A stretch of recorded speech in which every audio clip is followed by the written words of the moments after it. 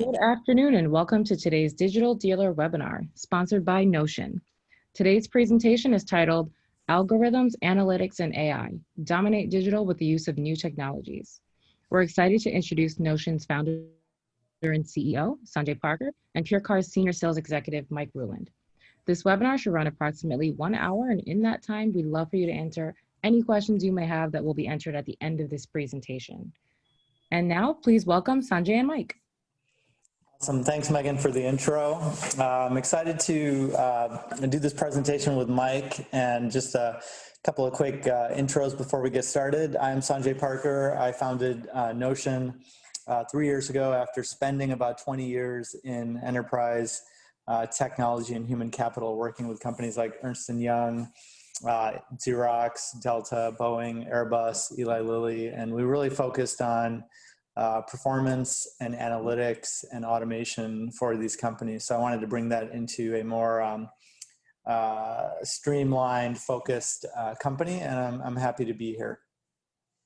Yeah, and I'm Mike Ruland. I had a little less impressive background than Sanjay. More automotive background. Started my career at a newspaper in Milwaukee, Wisconsin. Joined a small startup and worked with a lot of different providers from KBB to dealer fire websites, et cetera. And most recently, about 8 years ago, which isn't very recent, was acquired by PureCars and been working with them on the agency partnership side of things ever since. And with Sanjay for what, a year and a half now, we've been working together? Mm-hmm. Yep. Yeah, it's been great. So we're excited to get you guys up to speed on a few things, but I always feel that you should get a lot out of any time that you commit, and we thank you for committing your time today. At the end of today's webinar, you'll be able to you'll learn about the latest technologies used in the marketing landscape, and this does apply across industries, but we're going to focus on auto dealerships today. We're also going to identify ways where you can leverage that new technology to make a better and positive impact on your gross revenue and sales. And we're also going to show you how to understand, implement, and track critical key performance indicators that will help you guys stay on track, right? So you can make changes, you can analyze things, but unless you're monitoring it and tuning over time, you're really not going to keep those gains that you get. So we're going to show you how to use dashboards and visualizations to do that. So a couple of things I always like to do is tell a few stories about what we've seen that might apply to you. Some of you might have heard or experienced things like this, but here's some actual stories of things that we've dealt with in the past literally 2 years. And so a couple of them stick out. One, we did have a dealership that was a profitable dealership. And when we started talking with them, they said, Sanjay, we're getting more visitors and traffic than we've ever gotten. We've gone up to 30,000 unique visitors a month, but our phones aren't ringing anymore and our showroom is not any more full than it was. Can you figure out what's going on? So we did some analytics, digging pretty deep into the traffic that was coming in, and we found out that there was a vendor that was using bot traffic for this dealership, and we found out that they were using Amazon's elastic computing cloud system to try to obfuscate the traffic, and we were able to track it. They canceled the vendor, and their traffic went down from 30,000 unique visitors a month to 6,000. That was their normative base of traffic. And within a year, we were able to do the good old-fashioned proper things, good, honest vendors, good quality content, search engine optimization, and shuffling that mix. Literally in the past 6 months, they have hit all-time sales records, 5 of the last 6 months. Their traffic is at 32,000 users a month, and it's actual real traffic. So just by doing those things, not even changing their spend is the same as it was 2 years ago. And now they're hitting all-time highs. They're actually recognized by Fiat Chrysler as one of the most improved digital performances of all the dealerships in the country. So really good stuff to see that. We also had another vendor that didn't want to make any shift in their spend because they were doing pretty well and they really had a great sales team, and that was important. But we looked at some of the analytics and we saw one of their vendors on SEM wasn't really doing very well. And the traffic was not good. We looked at where that traffic's coming from, and it was coming from a region that was outside of the state. It just wasn't really managed. So we were able to take that, talk to the vendor, put them on notice that we'll be measuring and analyzing all of this data, and that vendor started performing much better. So it was really a communications piece, and their sales were better. So getting, even if you're doing well, I think it's really important to understand that you can't just count on, good sales one month and expect it the next month unless you're actively trying to get quality traffic, especially when there's going to be a downturn at some point. You want to make sure that you're maximizing the efforts of every dollar that you're spending. So those are some of the things that we look at. And also just a quick word on VDPs versus SRPs. Every vendor that does any inventory listing will come to you and say, your vehicle showed up 10,000 times on our SRPs. That means the search results page that maybe will have 100 vehicles on it, and it'll have other dealerships as well. So they're saying that maybe somebody scrolled down to see your dealership inventory listing, but that's not really important. What's important is if somebody clicked on that vehicle of yours and saw the details, your contact information. That's called a VDP, a vehicle display page. So a lot of you know all of this stuff, but just to get an understanding, you should be educated on what these vendors are promising you. You should hold them accountable, and you should be able to talk the talk a little bit so that at least they know that there's somebody that they're speaking to that they can't glaze over with some unimportant metrics. Yeah, an analogy I always use to that point, Sanjay, is like when you talk to dealerships website and dig ad providers that aren't your third-party providers where all your competitors are there. Like an SRP is as good as being able to brag that you have good real estate on an interstate and there's a lot of cars driving by. The VDP is like, hey, they turned in, actually are interested in a car. And in the digital world, click to look at it and came to that VDP. And in the real world, they took the turn and pulled in. So there's different ways to look at a dealer site to third-party site, but all in all, the same VDPs are that much more valuable to drive traffic to, for sure. Yeah, absolutely. There's metrics and there's important metrics. You don't have to measure every single thing, but we'll show you some of those more important things. So really at Ernst & Young for so long, we love data, but we learn to trust but verify. So always trust what you're hearing, but make sure you're able to verify. And that includes continuous measurement and going forward. Before we really get into it, I wanted to just get an idea of where everybody stands in terms of their digital marketing. So we've got a polling question that Megan will put up right now. And the question is, how well do you think your dealership is taking advantage of new technologies in your own digital marketing? So everybody's, somewhere along this continuum there. And so if you don't think you're doing very well, that's fine. Hopefully you'll learn some really good things today. Choose that. If you're starting to dabble in it, I think that's great. I think it's important that we're all involved in that. If you've outsourced it to an agency, that would be interesting to know as well. You still should be able to have conversations with the agency on a level that they know you're tuned in to what they're doing. And if you have written the book on new tech, for dealership marketing, I think that's awesome. I think that is probably where everybody would like to get. You really should own and have those competencies within your own dealership to be able to manage your spend. And in most dealerships, especially in some of these competitive regions, those spends are significant amounts of money. So make sure that you're aware of all of that stuff. So I think we'll put the results up. Okay, this is great. So a lot of you are starting to dabble, and a lot of you have somebody who's been hired to manage that. So I think that's really good. We do have an expert out there. I think that's great. I can't wait to hear what questions they may have at the end. And then those that are not doing well, that's okay. There's going to be a lot of stuff you can learn, and I think it's good to admit that you've got room to grow. So thank you. I'm going to go ahead and close that poll and we'll get into it. Okay, so just to talk about where we are with dealership marketing technology, I'd like to take a little time travel back to the early part of the century in 2000. We had the internet 1.0, everything was relatively brochureware. Traditional media like newspapers and TV and radio dominated, and you would have a website, maybe an inventory listing, and people could actually see that there were some vehicles there, but there wasn't a lot of optimization around driving targeted marketing. And then what happened about 10 years ago is that we started enhancing the experience on these sites. So we were using chat. We had interactive tools with some level of engagement, such as payment calculators, trade values.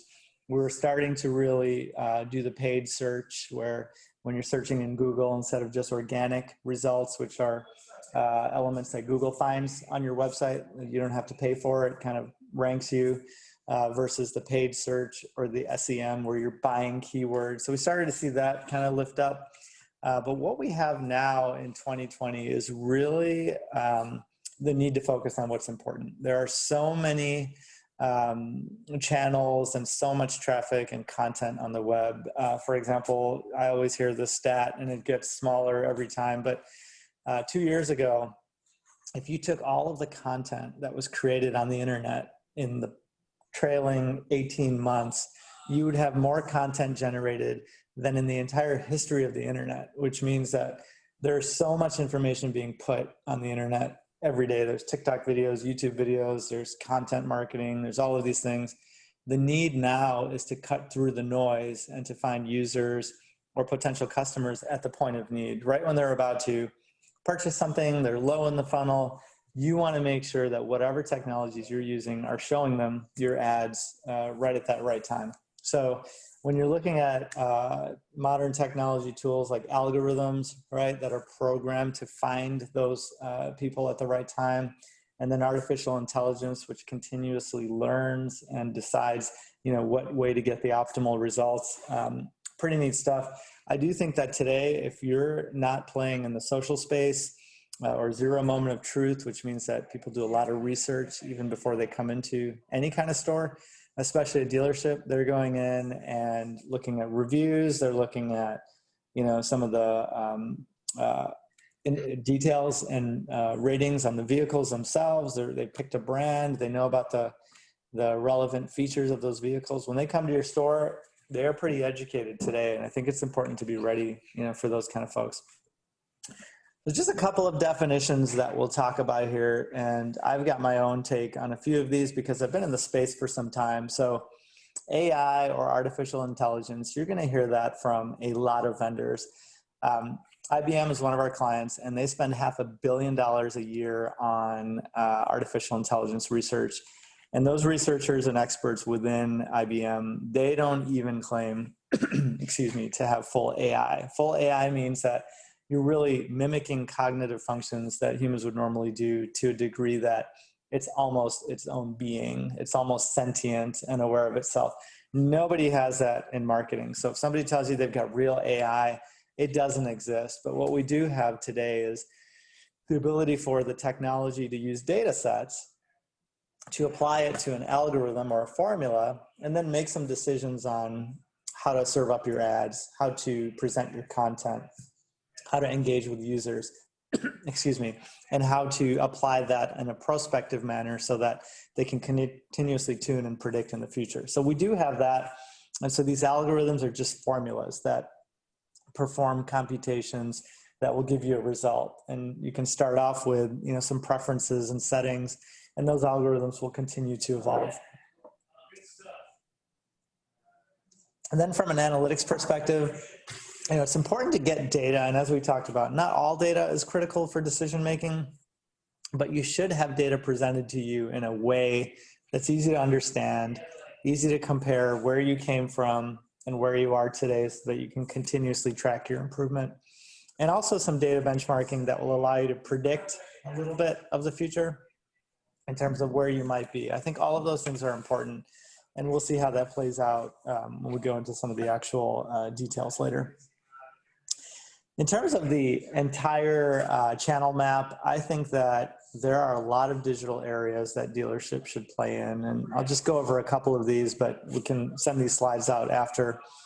What's important to know is that representation in each of these channels is important to success. So when we look at a dealership, we try to find out if there's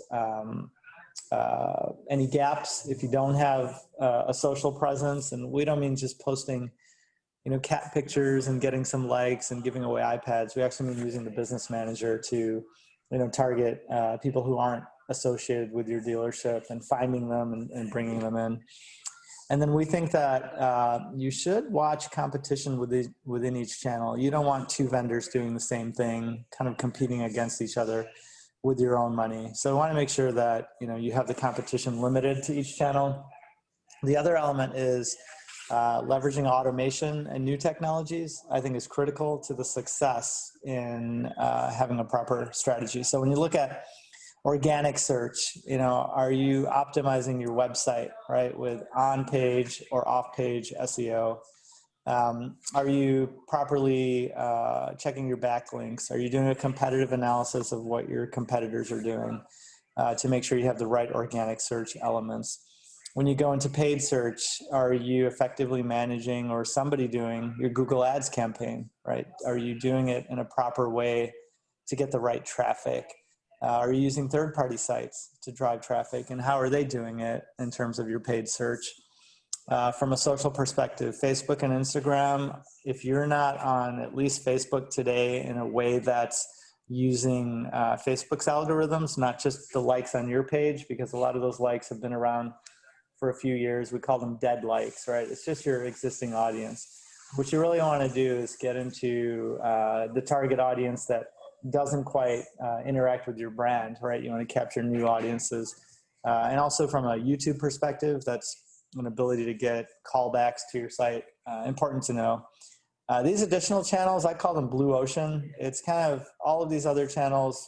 You've got a lot of dealerships bloodying each other up. There's sharks in the water. Everybody's competing for the same things on the same channels. But if you've got all of this stuff in order and you're performing effectively, the next step is to go out to these additional channels. So digital radio like Pandora, digital TV like Hulu, smart targeted direct mail. There are direct mail companies that can see who's been on your site without them entering a lead form, and then you're able to target them. It's pretty creepy, but pretty effective.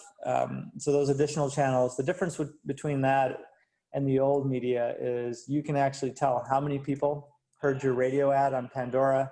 You can understand the demographics. You can target certain demographics and age groups and affinity groups. For example, a Subaru dealership might want to target, pet lovers or outdoor lovers because that's their target market. You can do that on digital radio and digital TV. So it's a better use of your ad spend. And then the most important thing, I think, is everything that supports your website. So it's not only driving traffic to that website, but making sure that you're doing things to optimize the experience when they're on the site. Do you remember who they are, right? If they've entered information that they're interested in a lease of a minivan, the next time they come back to your site, is your site recognizing that and saying, hey, we noticed you were interested in leasing a minivan. Would you like to see our specials and inventory listings related to that?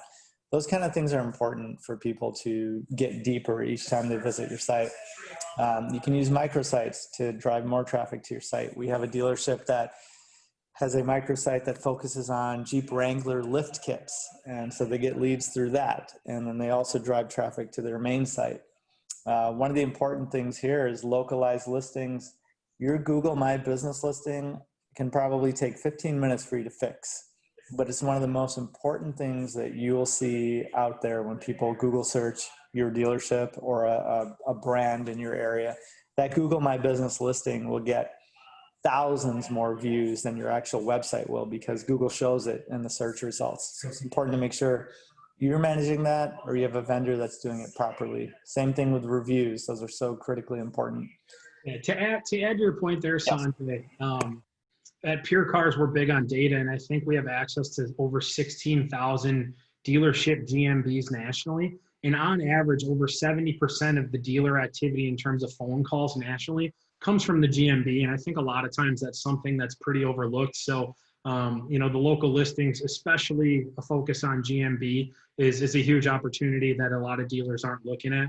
And back to your point on the website side of things and customizing that user experience, there's companies out there that do native ads. We're one of them, but ultimately being able to, just like if you look at Facebook and our news feeds, or if you look at Netflix, like if Sanjay and myself both went to Netflix and logged in, our pages would be totally different, saying, here's what you watched, here's what you're currently watching, here's what we recommend. So taking a scale generic dealer website and serving back something when that consumer comes back to say, hey, you looked at F-150s, here's XYZ off, or here's the financing special on that F-150 you looked at, can go a long way in terms of like today's digital strategy to customize to every specific visitor on the site. So just wanted to add those two things quick.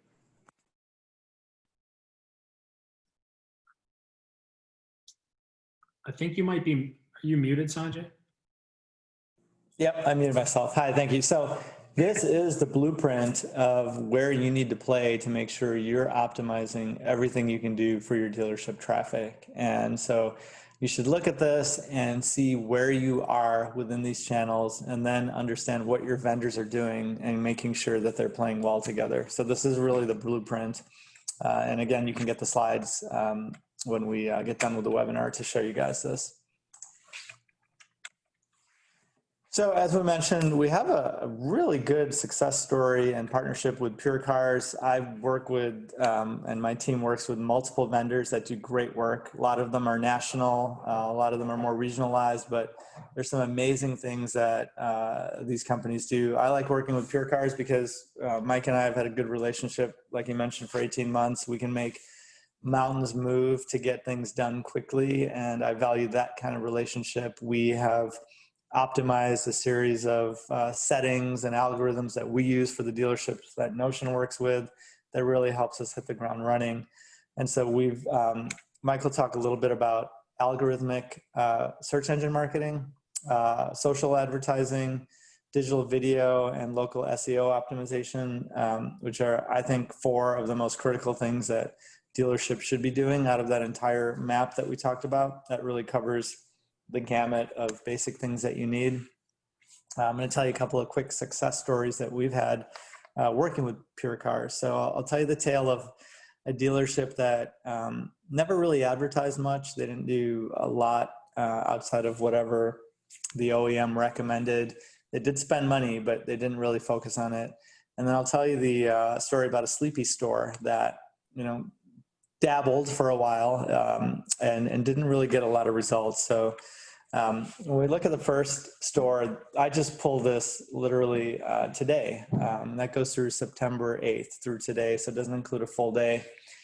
This is a year-over-year view of the new ownership store. So this store decided to leverage us, and we came in, did some analytics, moved some things around, and then the biggest change we did was implement PureCars to do the search engine and the social marketing. And within a year, you can see that their users, quality users or active users, went up from 3,312 to 8,952. So more than doubled. Their new users have gone up, the number of sessions per users. The pages and the session duration went down because we get a lot more mobile traffic, and you'll see that later on. So, you know, in terms of KPIs, if you look at Google Analytics, the users are the number of unique individuals that have come to your website per month in that period. So this is actually 3 weeks. So from August 18th to September 8th, roughly 3 weeks. New users are users who haven't come to your site within 30 days. So they're considered new views, new traffic. Sessions are the number of times they connected to your website. So if I come to your website 3 times, it counts as 1 user, but it counts as 3 sessions. So you get an idea of how often people are coming to the site. Number of sessions per user, so it's 1.7 sessions in this case on average, so almost twice. So coming back almost twice. Number of page views gives you an idea of how much inventory they're looking at. Those are the biggest drivers of page views. So 42,887 page views in this 3-week period. The pages per session, that means how many pages do I view per time I come to the site. That went to 2.82 instead of 3.72, but it's okay if you're using VDP traffic and they're actually going to the vehicle they like, they won't have to click around a lot. So it's okay to have 2 to 3 pages per session. That's still quality traffic. Session duration, 4 minutes and 19 seconds, which is still good compared to 4:53. Again, if you're giving people what they want more quickly, They don't have to spend a ton of time on your site. And the bounce rate, this bounce rate, in my view, and what we've seen across probably 2 or 3 dozen dealerships, is it's low. 25% is low. Your ideal bounce rate should be 30 to 40%, because then it says you're getting enough traffic to not miss out on potential good quality traffic. So if 40% of your traffic bounces, that means that either they went to a contact page and they called you, they saw VDP and they decided to do something, call you. It doesn't mean they just came to the homepage and then left your site. It means that you're getting a lot of good traffic. So I would say if you're down at 25%, there's room for more paid search to bring that up a little bit. And that's one of the things we'll do for this dealership. This other dealership, literally the same period, just ran this today, and they had a good spend, but they just used these same vendors they've always used. They actually had, some newspaper and things like that. So we started with them 90 days ago, did some optimizations. Again, PureCars came in and they did the social and the SEM. Literally, that's co-opable, same spend that they were doing with another set of vendors. And if you look at the year-over-year traffic, I mean, we're up 41% for number of users in that period. Number of new users is up 47%. Sessions is up. Page views are up. Pages per session and session duration, because you've got more mobile traffic, those things are going to go down. They never had a lot of mobile traffic, but those are good quality visits. Again, this bounce rate's really low. So the next thing we'll do is have these folks, this dealership, ratchet up their SEM a bit. So these are real stories, and I just pulled these in today from these periods just to show that you can make a lot of improvements by paying attention to this stuff and monitoring it.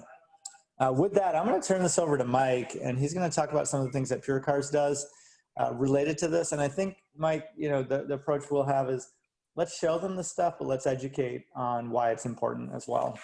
Yeah, absolutely. And I think it's like a lot of what you'll see here is PureCars philosophy and some of the tech behind it, briefly in a few screenshots, but really it is marketing 101, the way I look at what any dealership should be doing. So if you want to jump in, Sanjay, I think I'll start with just one quick thing on our relationship too. Like, I work in the agency business for PureCars. We have direct sellers in certain markets, and then folks like myself that work with partners like Sanjay. And the way we look at it is almost like Google with their reseller network for AdWords and such, right? They don't have a ton of direct sellers. They have good companies that develop tech around it. And we've done kind of that same approach to an extent, where we find folks like Sanjay and get connected where they have local reps and local market expertise, and they're very client-focused agency and analytics-driven. And when you can put some of the best tech in the auto industry in their hands, like, no matter how good your tech and your platform is, if you set it and forget it, I don't care if it's PureCars or any provider, you're going to fail. It is not going to succeed. It is the people alongside the technology that truly makes a difference. And when you marry those things together with a progressive dealership willing to do the right things and take recommendations, you're in a win-win-win situation for all parties involved, and everybody's going to come out of that shining. So if you dive forward, I think the main 3 things that I really want to touch on besides KPIs and attribution is what you need to look at as a dealership when you're thinking about advertising. And to me, there's 3 main pillars. The first is going to be your local market.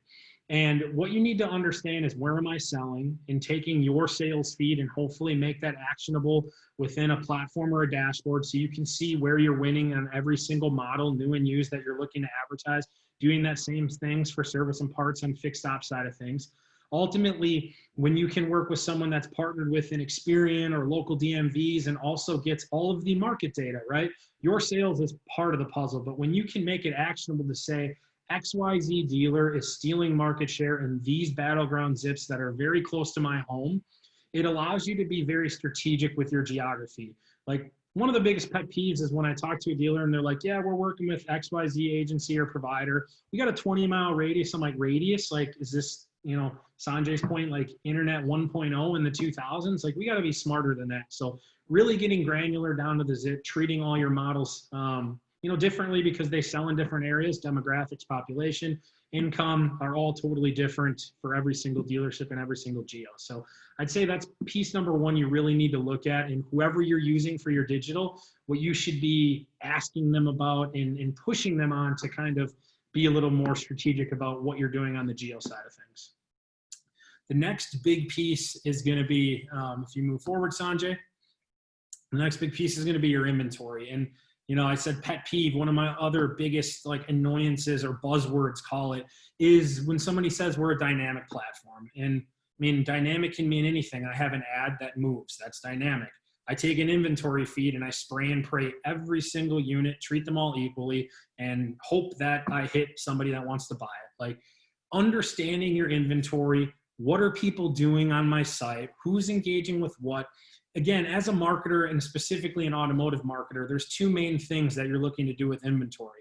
You're looking to either drive demand because there's not enough people on your website looking at that inventory, which goes to show it is likely not to move soon. And the second is going to be harvest demand.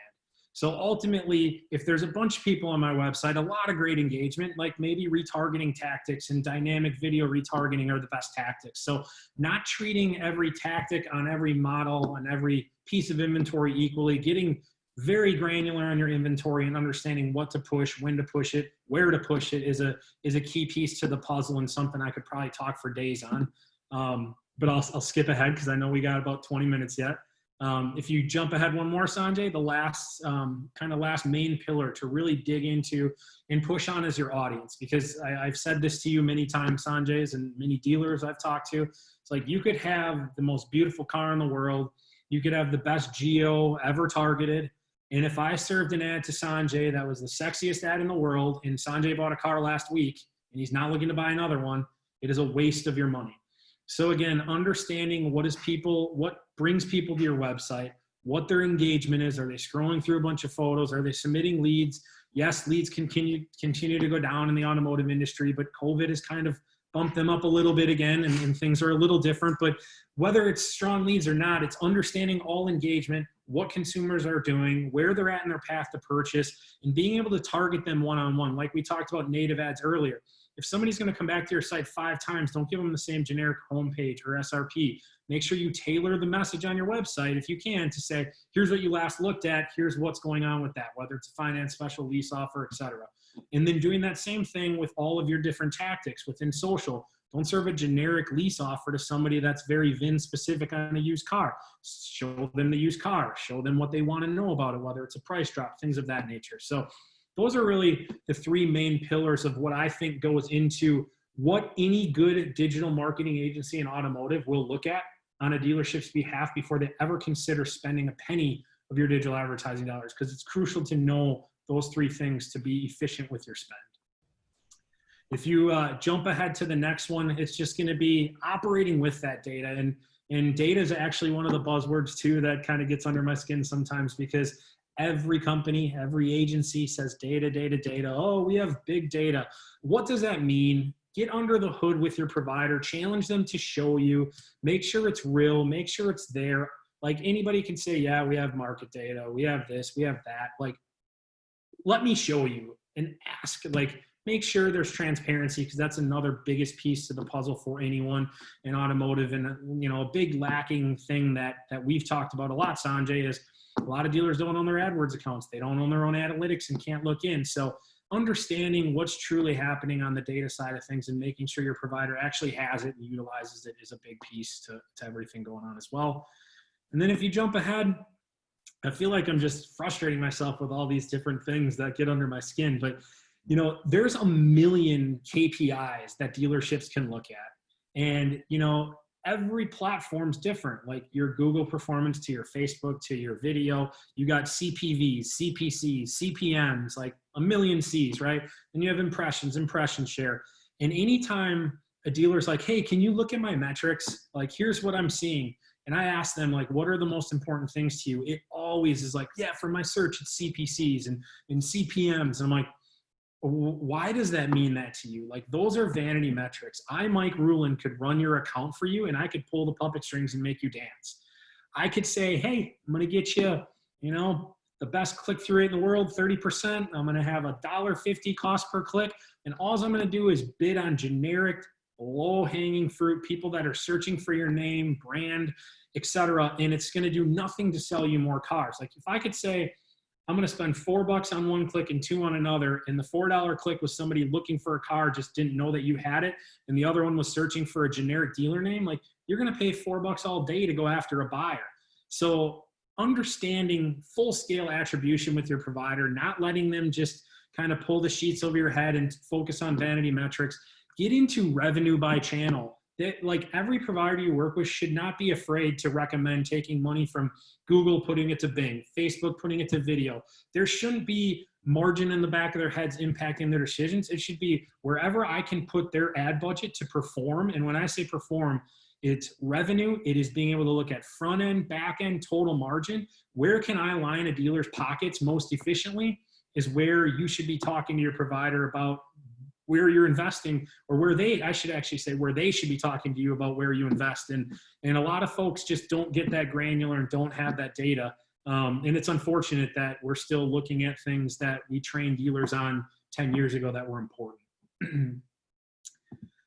If you jump ahead again, just touching very briefly on channels, and a lot of this is probably stuff that you guys know already, but paid search, right? It's going to be where you're going to drive a lot of new traffic, and there's a million different ways to do it. But again, the human element is important, but there's no team of humans a dealer could hire to take an inventory and create manual ads for every car, year, make, model, trim, body style, equipment, color, package, you name it.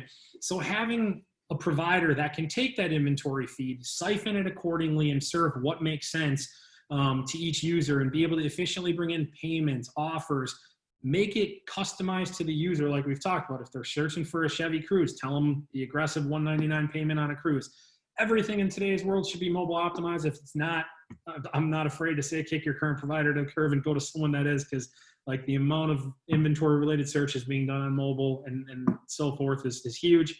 And then having all your extensions and additional models and lease offers that go along with that search are important. And if you jump to the next one, Sanjay, I want to show very quickly like what a structure of things can look like. And for anyone that would want to see, happy to go into an AdWords account offline and just kind of show you what you can and should be looking for with your current provider.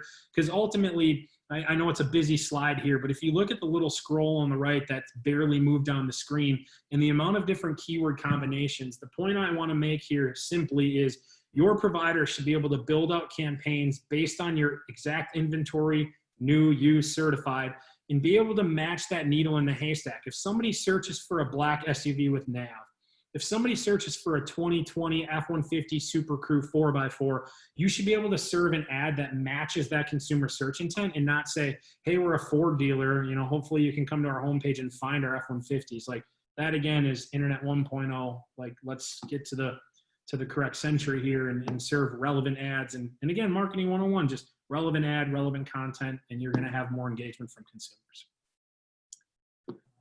Yeah, that's good. That's good, Mike. And all of these keywords, I mean, the great thing about the way Google paid search works is you don't pay a penny until somebody clicks.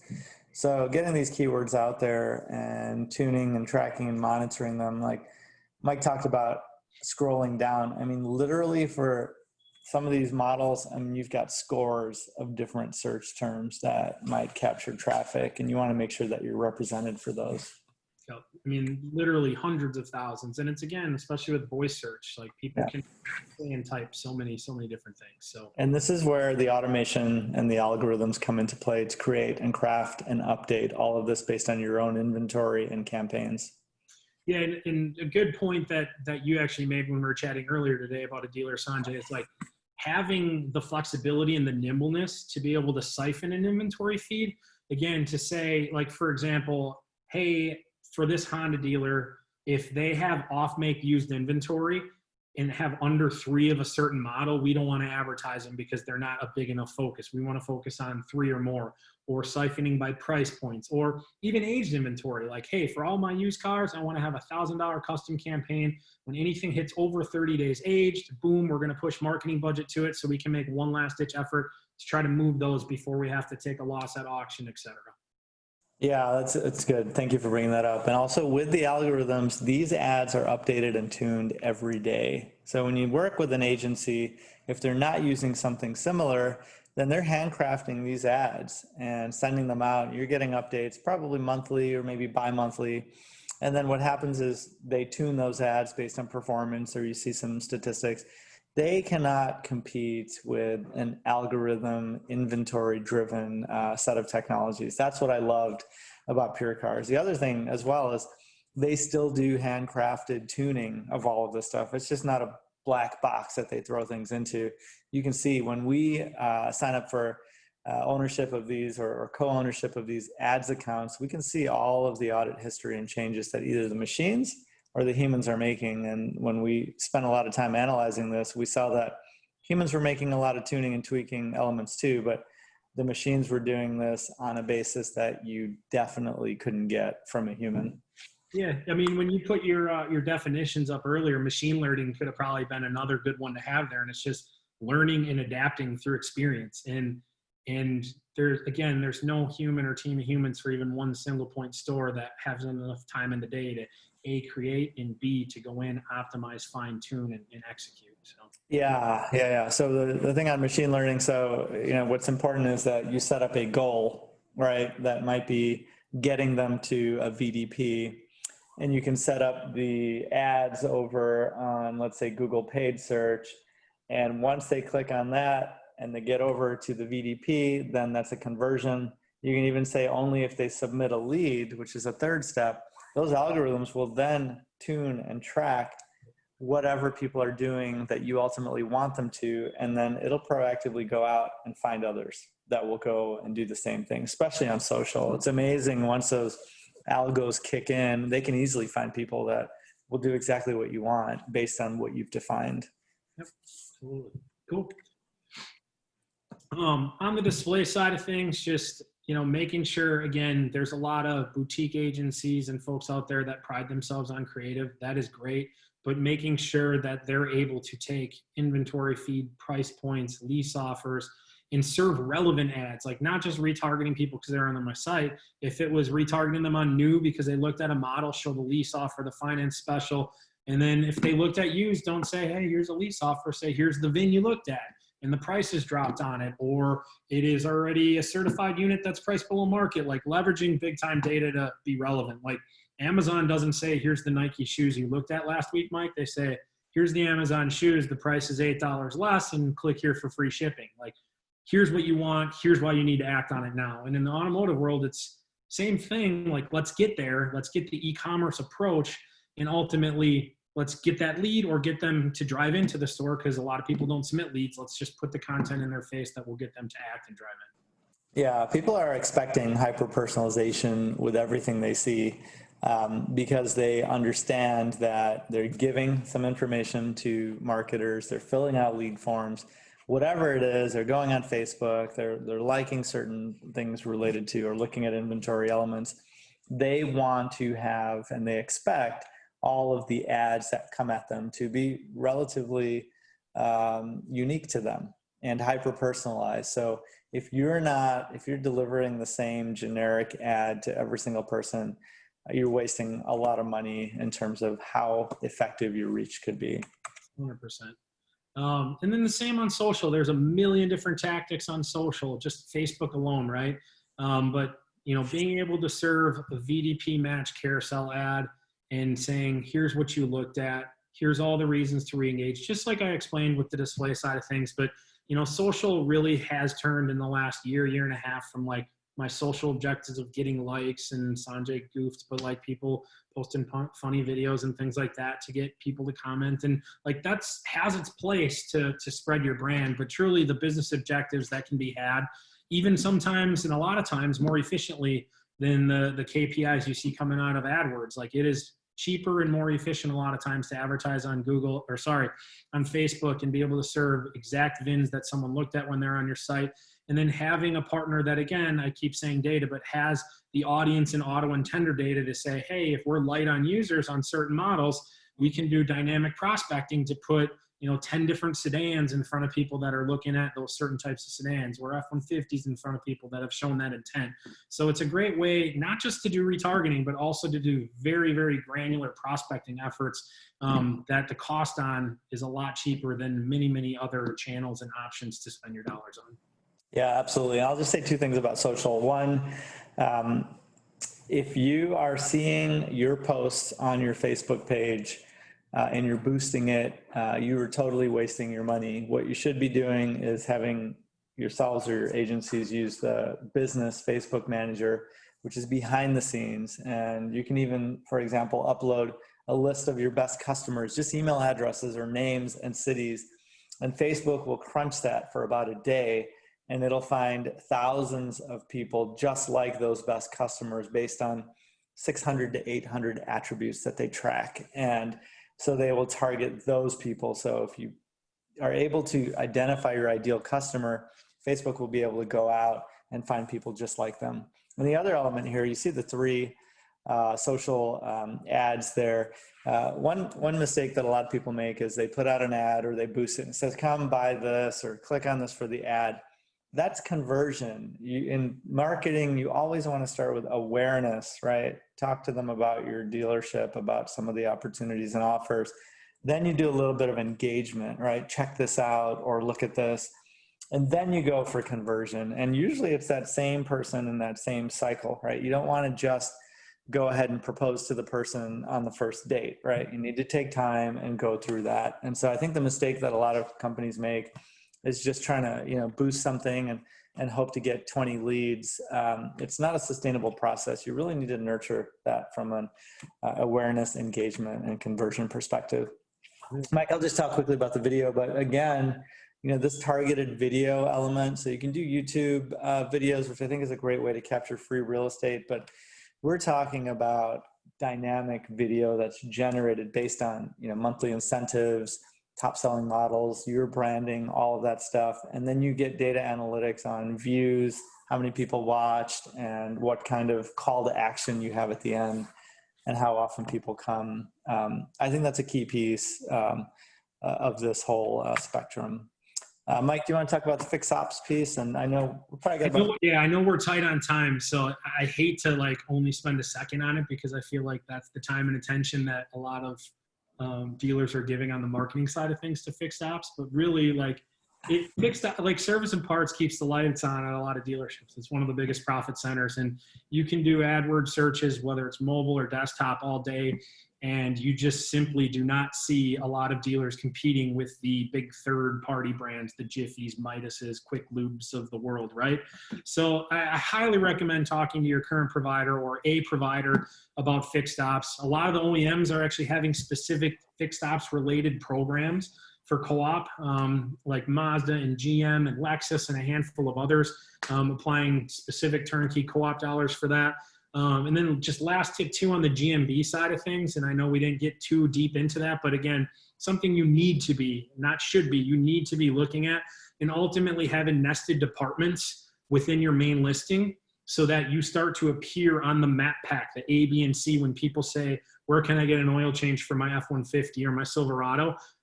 So make sure that you're doing that and having someone, whether it's at the dealership or a partner of yours, managing the GMB properly and building it out properly to have service and parts and account for it as well. Absolutely. I'm going to show you guys a couple of the dashboard visualizations with some data here. Just give me a second here and I'll get into it. So let's see. All right. Are you guys seeing Mike, are you guys seeing the dashboard? Just want to make sure. Okay, great. So what we do here is we take in, for our dealerships, there's a lot of different systems of record. Each vendor will have their own. Some are really good. Some are, just a little bit superficial, but we have a source of truth and a set of connectors that we bring in from Google Analytics and Facebook and, third-party elements to allow dealerships to see exactly where their traffic is coming from at a glance. So we're able to then filter this by all of the sources, right? And so you can go in and do this. This is just it's not even a car dealership. But we're bringing, some of these elements in, and so you can choose your date range, and you can, run these numbers for a different date range, and then click apply, and then these things update in real time. So it always compares it to 28 days prior, and you see all of this activity here. And then if you go ahead and just go ahead to the other pages, one of the things you can see is, let's talk about your traffic, right? Where are they coming from? So you're getting traffic from Ohio, some from Texas. We had a dealership that had a whole bunch of ads firing up from the New England states, and we saw that here instead of Ohio. Now, this isn't a dealership, but you can see a whole bunch of other elements of their traffic. Male-female breakdown, you can see the mobile traffic. This is a B2B company that we sampled so that most of their traffic is still desktop. But if you're a dealership, you're going to see this mobile traffic more than 50%. You can see the age groups. One of the great things that Google will track is the affinity group of the person searching. So Google tracks you everywhere, so does Facebook. Hopefully I'm not shocking anybody. They're tracking what you're doing within their platforms and everywhere else. And so Google will classify you into an affinity group. What are you? You into, are you a do-it-yourself, or are you an outdoor person? Are you a regular business person, business professional? And you can see your location. So for example, we had a Subaru dealership that, we know, like I mentioned, Subaru loves outdoors. They love pets. They've got some other affinity groups, but a particular dealership we worked with, their biggest affinity group was people who like to do home cooking. So they took that and they partnered with a local cooking school. They partnered with grocery stores to reach their audience where they're at. So that information is really important. When we see AdWords, right, where are you getting your top keywords, right? What's your spend? Here's some of the keywords from this sample dealership. This is actually a dealership. How much are they spending? What's their cost per click, right? What's their click-through rate? That means that if they show 1,000 ads, right, 11% of the people who see that ad will click through. That's not bad, right? The cost per click is $3.52, on average. Here's their funnel marketing campaigns and how they're performing with the cost versus clicks. So these things are, again, updatable, based on range and everything they need.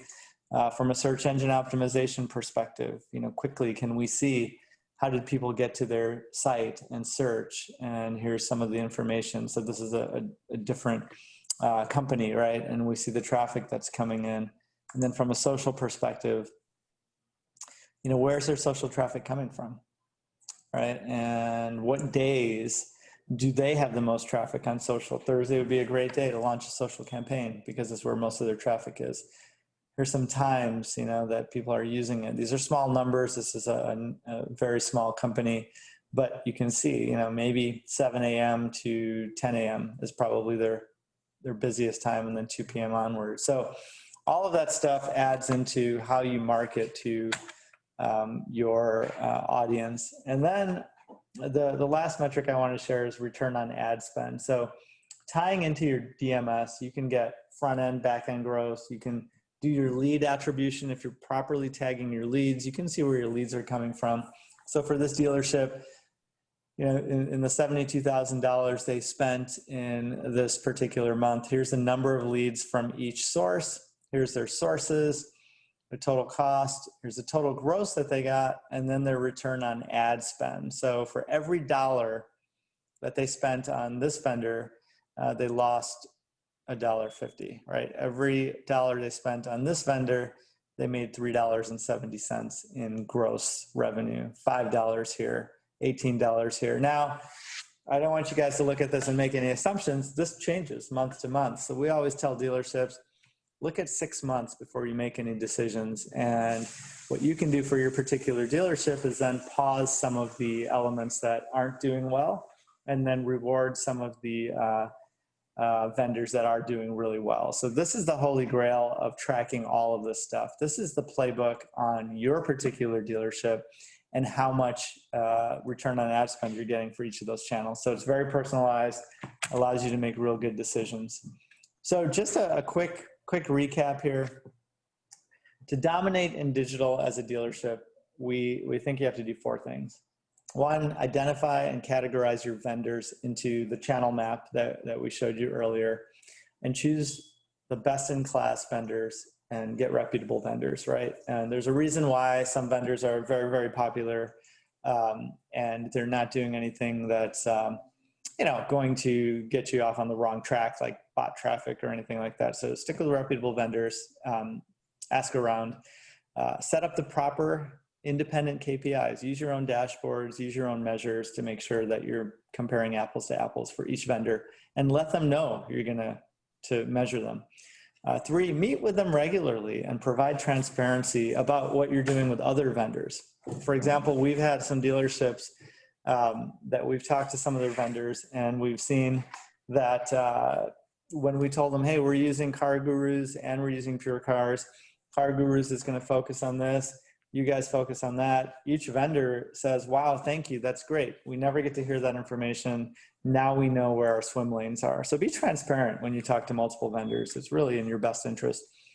And then measure that traffic, measure the return on ad spend, and keep tuning and tweaking. Even if you get everything great, you have a banner month, that payoff is short-lived. It has a high, quick decay time. So if you're not continuously measuring and tuning and talking to your vendors, you're going to lose that. That's some of the stuff Knowtion does as workforce augmentation. We act as a member of your team and meet with the vendors.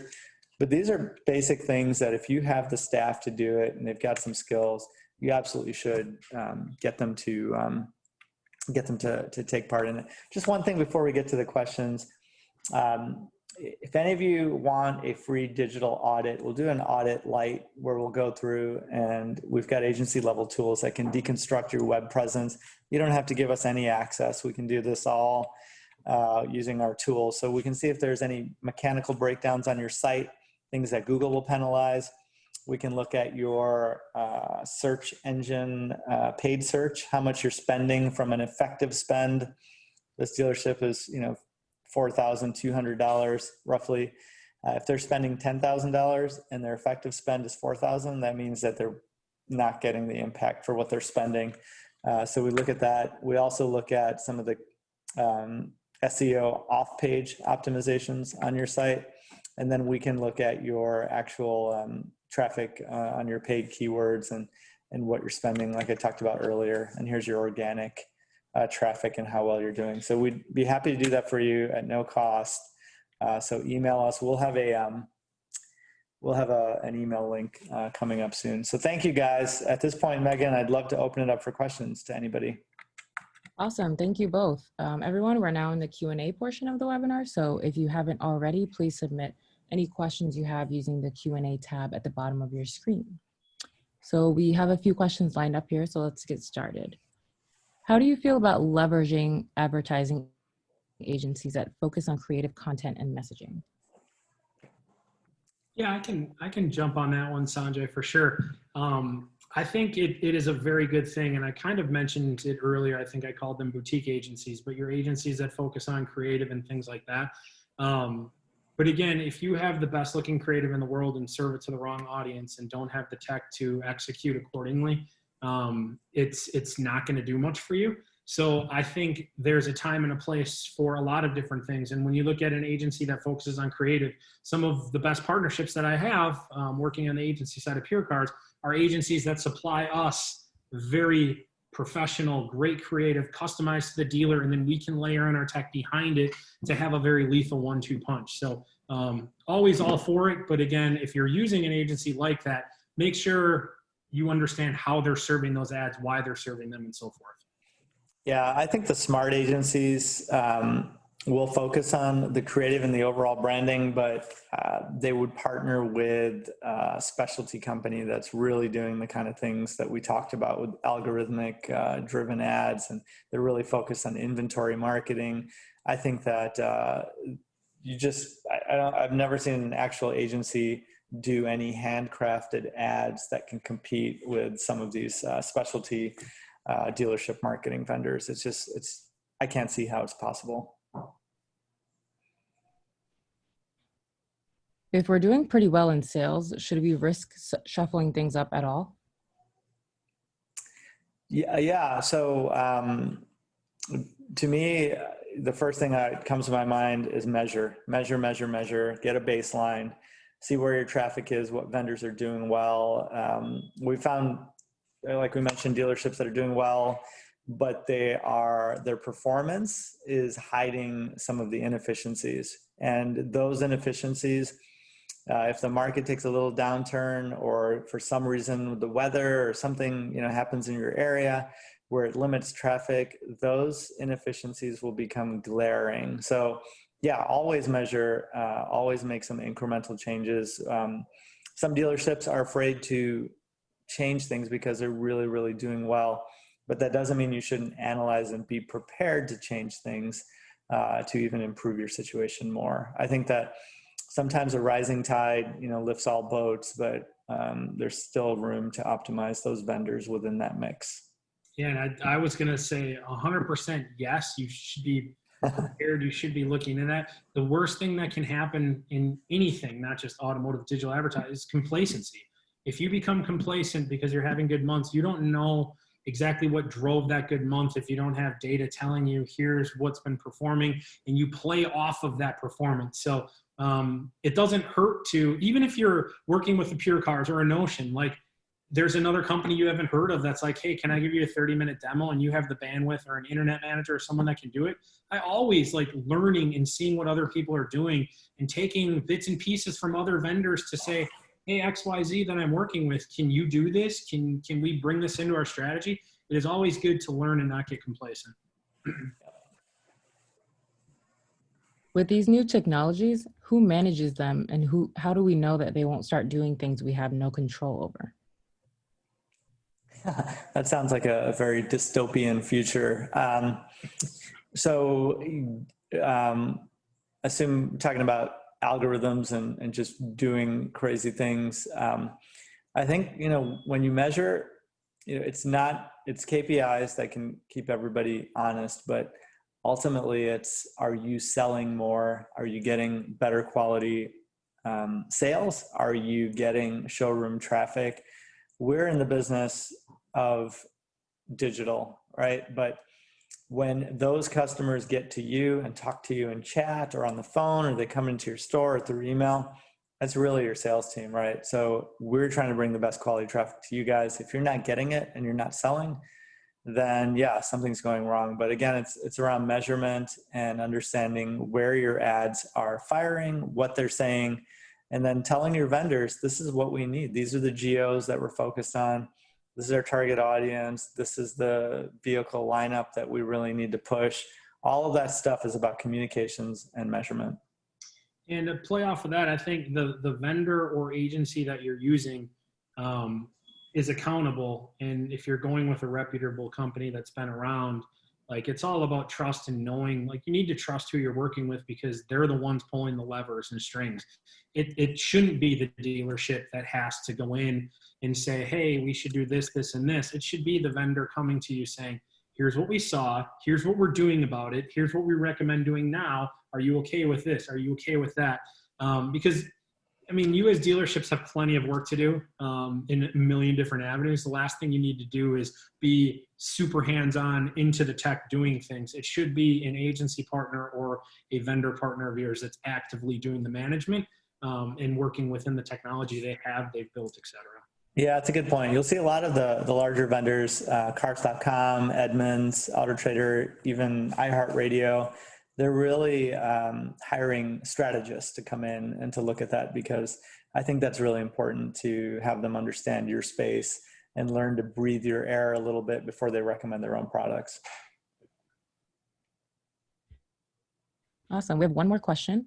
Does making a separate parts and service Google page really make an impact? Does it ever confuse the customer as if it's a different location? Yeah, 100% not. It makes a huge impact. It does not confuse the customer. There's nested department listings.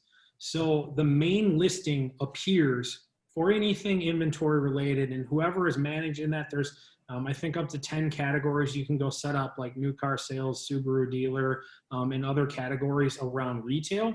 And having the separate fixed ops service and parts listings allows you to fight back against a Jiffy who has everything, oil change, tires, brakes, etc., having a specialized listing that will only fire when it is set up properly for your service and parts related searches is the biggest piece to the puzzle that allows you to be way more efficient and fight back against those folks, and not have two GMBs showing weirdly, because it'll even say ABC Ford service and parts or oil changes. And then it is nested underneath their main listing. So it's like, oh, it's this dealer in that department. And then you have your appropriate hours, which typically are different. You have a different URL that's going to go to your appointment scheduler instead of your inventory scheduler and things like that. So, I mean, 100% Google says it. All the best providers that do anything local listings wise says it. So highly recommended. Yeah, and doing it nested is the right way. Otherwise, you've got two different GMBs, and somebody searching for your dealership might find that you're just a parts store, right? Because I've seen the service or parts department have their own, and they come up because they've got, you know, more history on their GMB, and the dealership is not coming up per se. So definitely make sure you do it in the proper way. Totally. Awesome. So thank you all so much for attending today's webinar, and thank you to Sanjay and Mike for an awesome presentation. Look out for an email this afternoon that'll include a recording of today's session, a link to more upcoming digital dealer webinars, and contact information for Knowtion. Thanks, everybody. Thanks, everyone. Bye.